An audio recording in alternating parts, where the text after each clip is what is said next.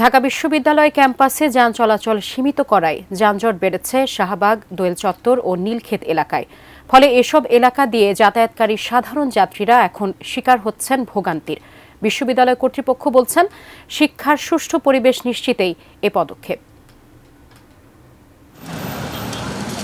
গত শনিবার থেকে সাধারণ কর্মদিবসে বিকেল ৫টা থেকে রাত ১০টা পর্যন্ত ক্যাম্পাসে বহিরাগত যান চলাচল নিষিদ্ধ করেছে ঢাকা বিশ্ববিদ্যালয় কর্তৃপক্ষ। ছুটির দিনে এই নিষেধাজ্ঞা দুপুর ৩টা থেকেই।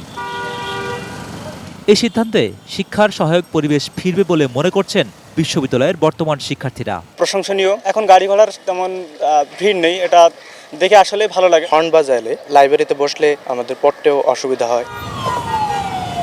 তবে দুর্ভোগ সাধারণ যাত্রীদের। শাহবাগ, নীলক্ষেত, কেন্দ্রীয় শহীদ মিনার, হাইকোর্ট মোড় সহ বিশ্ববিদ্যালয়ের সবকটি প্রবেশদ্বারে বসেছে নিরাপত্তা চৌকি। অ্যাম্বুলেন্স চলাচলে বাধা না থাকলেও জ্যামের কারণে নিরাপত্তা চৌকি পেরোতেই লাগছে দীর্ঘ সময়। আমাদের ইনকাম সোর্স তো বন্ধ আছে, ইনকাম সোর্স বন্ধ হয়ে গেলে সমস্যা না। এখন হঠাৎ করে বন্ধ করে দিয়েছে, এইসব আইন তার কাছে পাই গেল। যাচ্ছিলাম আমি টিএসসি যেতে চাইছিলাম, একজন লোক নিয়ে আসছে অনেক দূর থেকে, তাকে এখানে নামাই দিতে হচ্ছে। সেও সমস্যায় যে যেতে পারছি না, আমরাও তো যেতে পারতেছি। কোয়ালিটি সম্পন্ন আন্তর্জাতিক মানের still bar CSRM, committed for better still.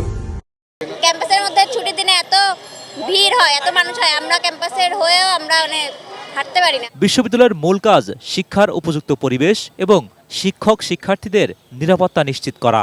এ যুক্তিতে জনদুর্ভোগ মানিয়ে নিতে বলছেন ঢাকা বিশ্ববিদ্যালয় কর্তৃপক্ষ।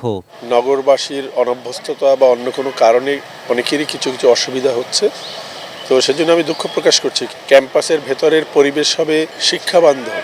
এখানে ঢুকলে যেন মনে হয় এটা একটা শিক্ষা প্রতিষ্ঠান, এখানে ঢুকলে যদি মনে হয় এটা একটা বাজার, সেটা কোনোভাবে কাম্য নয়। শিক্ষার পরিবেশ ভালো হলে এর সুবিধা সাধারণ মানুষই পাবেন, এমনটা মনে করেন বিশ্ববিদ্যালয়ের প্রক্টর। বিশ্ববিদ্যালয়ের চরিত্র যেমন হওয়া উচিত সেটাকে আমি ওইভাবে দেখতে চাই, এবং আমি মনে করি দেশবাসীও তাই দেখতে চায়। Zahid Hossain, ATN news, Dhaka.